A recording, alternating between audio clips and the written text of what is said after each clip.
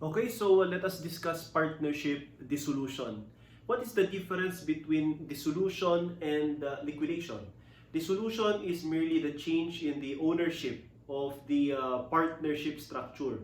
Okay, while liquidation is the winding up of affairs of the partnership business wherein the non-cash assets will be sold or will be realized and all the liabilities of the partnership will be paid prior to the distribution of cash or non-cash assets to its partners. So let us first focus on partnership dissolution. What are the different causes of dissolution? Okay, so we have here the acronym RAID. Okay, RAID. So R stands for retirement.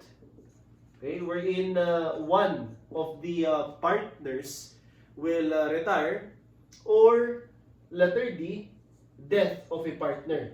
So this is definitely involuntary retirement on the part of the partner. So the accounting treatment for retirement as well as death, okay, are the same.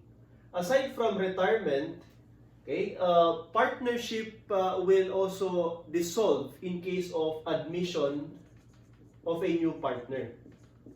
Okay, so say for example, partners A, B, and C, okay, in ABC partnership will admit partner D, then there should be a dissolution of the prior partnership ABC to admit D as a partner. So this will now become ABCD partnership.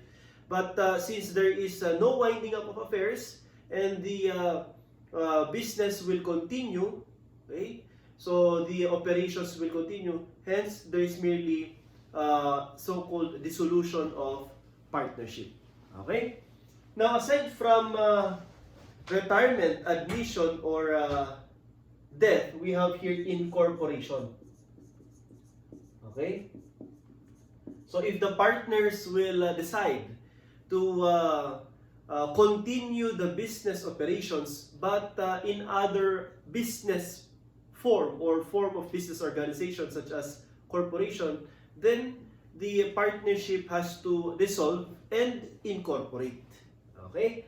So, these are the different causes of dissolution, particularly for partnership accounting. But definitely for law or under the new civil code, there are other causes of dissolving the partnership.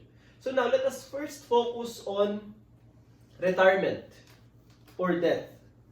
Okay? So retirement or death of a partner. So under retirement of or death, we have here the different methods to consider. So first, okay, we have the so-called bonus method. Okay, again, under bonus method, okay, there is a transfer of capital from one partner to another. In this instance, from either the retiring partner, okay, the retiring partner to the remaining partner, or vice versa. Okay, or vice versa. Okay? Aside from bonus method, okay, there could either be revaluation method considered as entire revaluation, okay, or specific revaluation. Okay, so what's the difference between the two? Under entire revaluation, okay, there will be adjustment in the total interest or capital of the retiring partner as well as the remaining partner. Okay, so this is also known as full revaluation. Okay? But for specific revaluation, only the capital or the total interest of the retiring partner will be affected. Okay? So you have here only for the retiring partner. Okay. Now, the entry, okay, the journal entry that you have to consider under bonus method is the same, no? In the bonus method under formation, okay, or the formation stage of the partnership, wherein, say for example, there is a transfer of capital from the remaining to the retiring. So partners A, B, and C, and partner C will retire. So credit C capital, okay, and partners A and B will shoulder or share the said bonus to the retiring partner C. Okay? Or vice versa. Okay? It could either be the retiring partner who will receive the said bonus or the remaining partners. Okay? Now, with respect to revaluation, okay, let me erase this. If the revaluation is full revaluation, your entry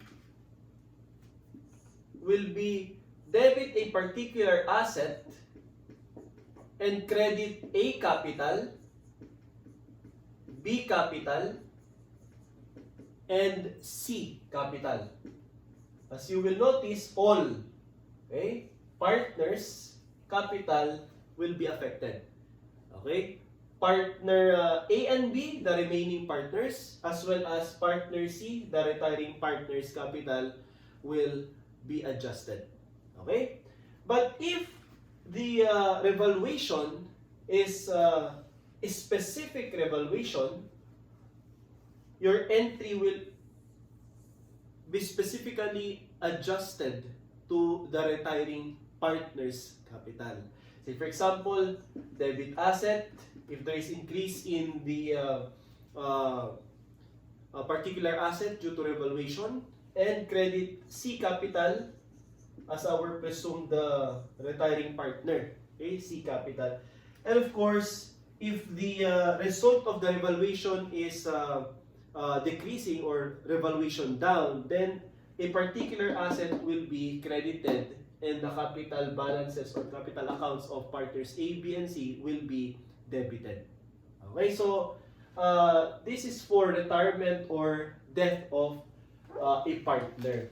Now, aside from retirement or death, one of the causes of dissolution is admission. Okay? So for admission,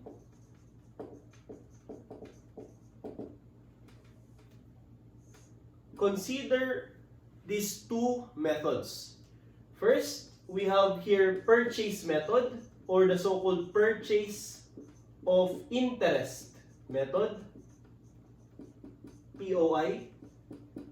And second, we have the so-called NPI or the new partner invests or simply investment method. Okay, so this is new partner invests. Okay, or NPI. Now, what's the difference between the two? Under purchase of interest, okay, there will be transfer of capital from the old partners to the new partner, and the payment of the new partner will be given personally to the selling partner. So definitely there will be no cash to be debited in the account of or in the book of the partnership. So any gain or loss will be recognized personally by the selling partner. So there will be no gain or loss recognized by the partnership under purchase of interest. So your entry here, okay, will be, say for example, partner C will be admitted, okay, and partner A sold a portion of his capital, so debit A capital, okay, and then credit C capital. Okay, so this time, there will be dissolution because partners A and B, or in AB partnership, okay, partner C will be admitted. Hence, ABC partnership will be established. Okay? So, the amount of cash paid by C in order to have a capital credit will be received by the selling partner A.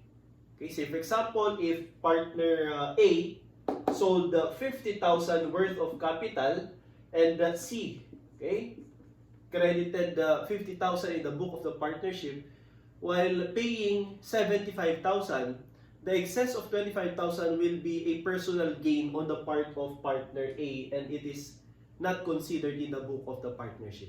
Okay, so there is no gain or loss to be recognized by the partnership.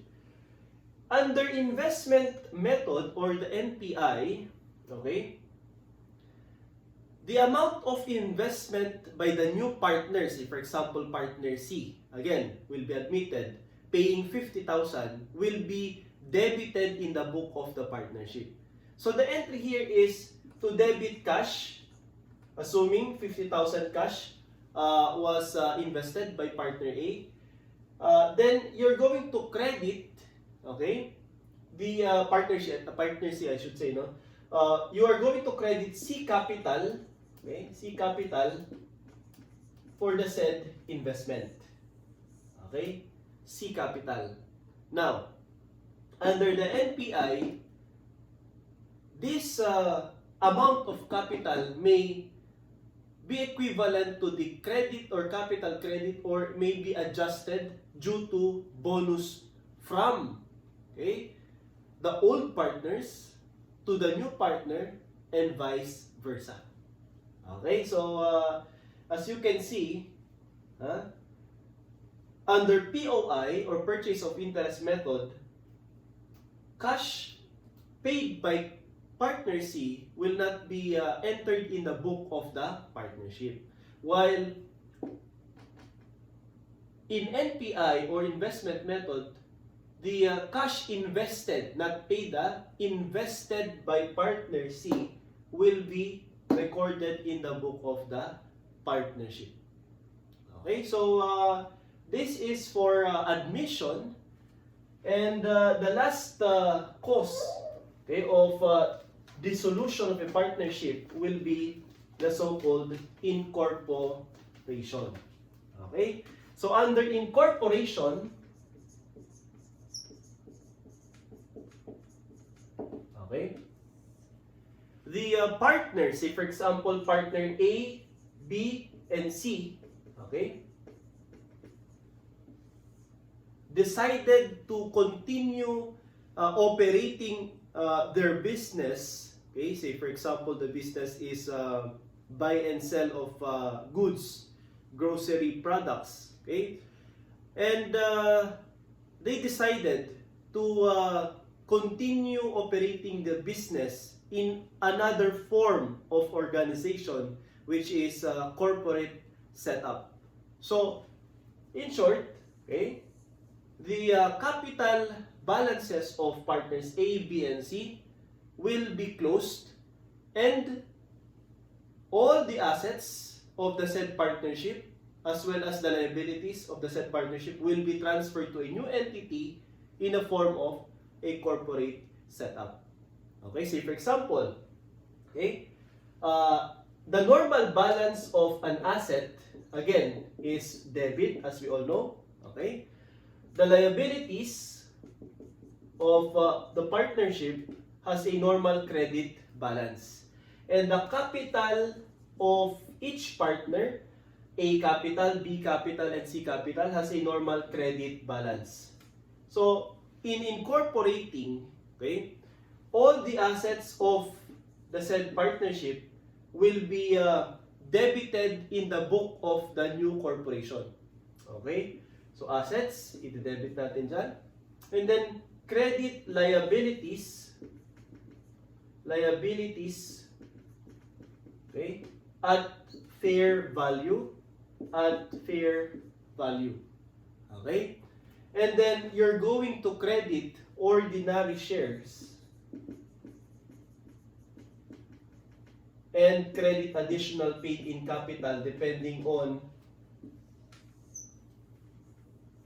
the amount of excess premium over its par value. Okay?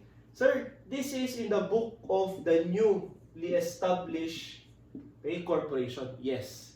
Book of the corporation. How about in the book of the partnership? Okay, so to end our discussion with respect to dissolution, the partnership shall be dissolved by simply crediting all the assets of the said partnership, okay, debiting all the liabilities, okay, of the said partnership, and also debiting or closing the so-called capital accounts of A, B, and C. So you're going to debit A capital, B capital, and C capital to close the book of the partnership.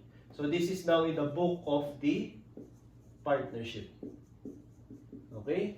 Transferred to the book of corporation, debiting assets, liabilities, and crediting capital or shareholders' equity using this account, ordinary shares at par value, okay, and credit APIC or share premium in excess of its par value.